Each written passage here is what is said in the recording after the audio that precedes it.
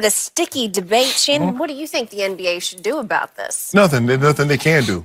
Because if a team can trade a player with 3 years left on his contract, shouldn't a player be allowed to go to the team and ask for a trade? If a team wants to do what's best for the team and trade a player should be able to go ask a team, I want to do what's best for me and trade me. And that's what we're seeing. Skip, now, there's only a handful of players that have this kind of leverage. This is not about Paul George. This is Kawhi. Because I don't think OKC was actively shopping Paul George. But once it came to the realization, Skip, look, Paul George had a career year. He finished third in the MVP voting. Russ had a triple-double, and we got bounced in the first round. We're not going anywhere. Now, Paul George comes to them. Yeah, I want to go play. I want to go play in my hometown. I want to go play the Clippers. Okay, Sam Presti's saying about what can I get? KD could have demanded something like this. LeBron, but there are only a handful of players.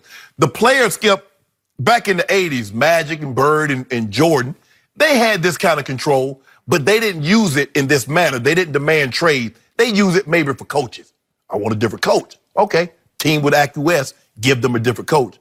I don't really know what the league can do, Skip. I get what Adam Silver, and I still believe, Skip, he's the best commish going. Regardless of the sport, he's as good as it gets. He gets it. And plus, this works. This serves them really well because we're not really doing a whole lot of talking about football, Skip. And football is right around the corner. As a matter of fact, they're about to open camp in about 7 to 10 days. And we hadn't even mentioned anything about training camp. Okay, I agree with that, but NBA ratings across the board last year were a little off. And why is that? Well, because LeBron James. That was a big LeBron James. Okay. That's why he gets that kind of power. That was one reason. That debate. I don't even care about the rest of them. You mentioned Bron, that's a reason. That's good enough for me. We can stop it there. Skip, there's nothing he can do because teams are trading players with 2 or 3 years.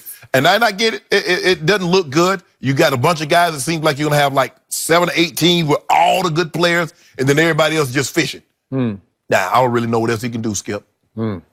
So, in these discussions and debates, I've always been pro-player. I will always fall on the side of the player.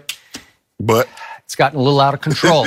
Obviously, the players are running the league, and I don't have any problem with that. Once upon a time, not too long ago, what was it, about 5 years ago, there was some rumbling about LeBron and CP3 and Melo might just go start their own league. Right. And I say good luck and God bless on that one because it is hard to run a league. It is way harder than they want because they want to play basketball and they don't want to be the businessman that you have to be jointly to run the league and play in the league is too hard. You're not doing it. Okay. As Tiger Woods by starting his own tour. Okay. Remember he started by doing that? He was talking about it.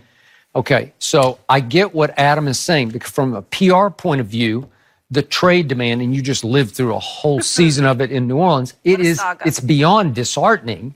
It's just disgusting after a while because everybody loses except in the end, Anthony Davis won. He got what he wanted, but it was a long, hard year, right? I don't think he loved going through it last year. You think he relished what he had to, the villain role that he had to play to get out? But you know, the player always get labeled the villain. But when a team trades a player, the team is never the villain. Okay, all right. So now we're back to trades.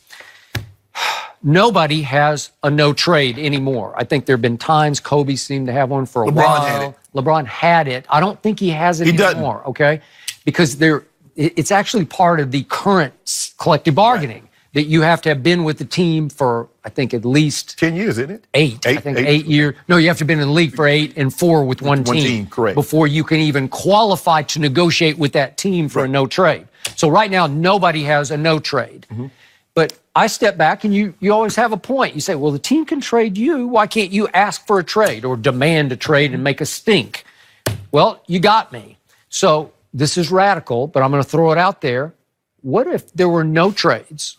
What if you couldn't trade? What if once you ink that deal? Okay, well, I'm just saying. Teams would never go for that, Skip. Okay, I know they wouldn't because they'd be on the hook, man. Exactly. Because but now it would really push you to make a prudent decision. Do we want to give that guy 4 years and $180 million or whatever it is? Or treat it like college baseball. You sign a guy, you got to keep him for at least 3 years. Okay. Like you go play college baseball, you got to stay for 3 years. You give a guy a 4-year contract, you got to hold on to him for 3 years. Kumar Rocker, Vanderbilt University. We got him for 2 more years, right? That's dirty. Well, it is. I mean, it is. I got you. He need to go to court and get up out of there. I got you. But he wants his education at the greatest school in America, and I'm good with that. $400 million or education? Okay, give me 400. right. Well, you can go get the education. Exactly. I got it. I'm with you. But my point is, it's a one-way street right now, and I wish it were a no-way street. Right. And I know that's completely radical, but what if you had to do that? What if there was all you could do was dump the play? You know, you could just say, I'll pay you off, but I don't want you anymore. Right. And then I guess if you did that, you would free him to go where, but you'd have to pay him off or pay his contract off. You couldn't trade his contract. Well, that's what happened with the leverage, Skip, because these contracts are guaranteed. It's like in football. Guys get too much, they have these nice numbers. He signed a 7-year, $125 million. But when you get to the fine print, all he gets is the money up front in the first year. Okay. But this is guaranteed. Okay, but I do have some sympathy for Sam Presti, who runs the team in my hometown of Oklahoma City, because he built his next 4 years on Paul George. Like, I'm going to have him and I got Russ, right? Yes. And so 1 year passes and all of a sudden Paul says, guess what? I got to go home. And he wants me to go with him and I just got to go. And Sam Presti's saying, I don't want that AD stink of last year on me, right? Skip, I believe Sam Presti was like happy because he saw what Paul George did. He saw what Russ did, and they got to the first round. But I'm saying he built, his premise was, I got 2 of them for the next, did he have Russ for 3 more years? But yeah, 4. 4 years for 170. So he's got 4 years of Russ and 3 2 for stars. Paul. That's what I'm saying. Yeah. Okay.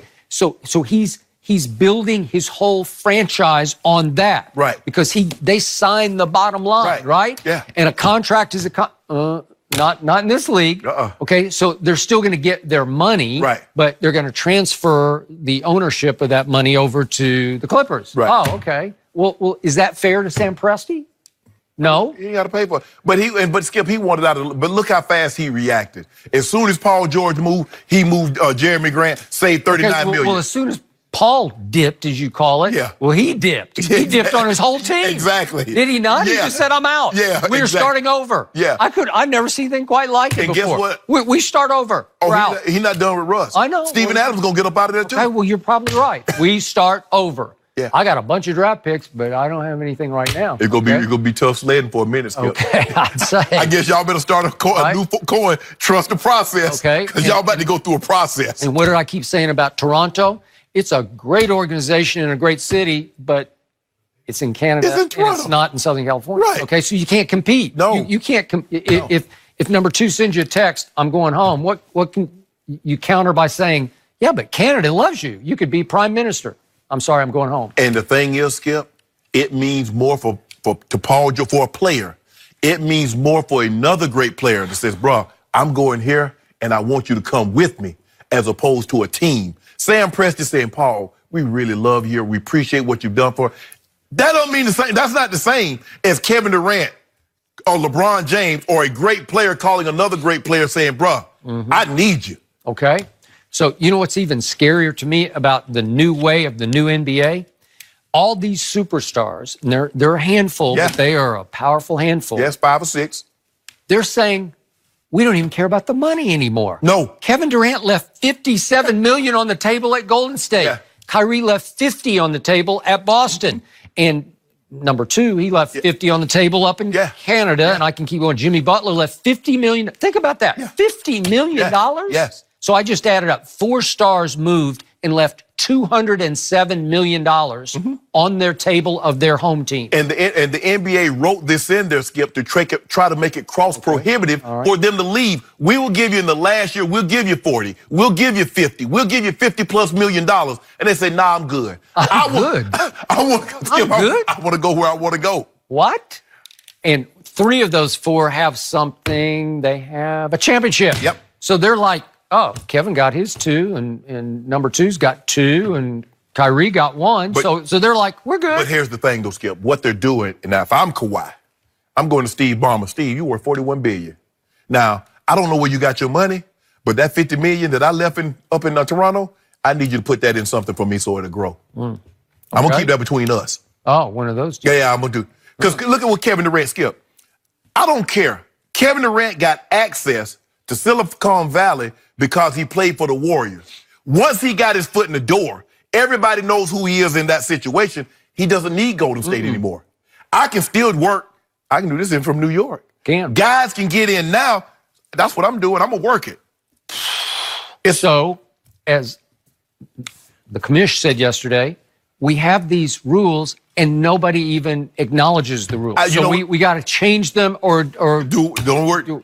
That's what I love about him, Skip. He understands it. Not only is the players not following rules, but the teams aren't following them either. Because they signed a guy to a 4-year deal and they trade him in year 1. They trade him in year 2. Because the Wizards, they trying Otto Porter, and I think they shipped him out the same year they gave him the big money. I'm like, well, why you give him $100 million if you're gonna trade him?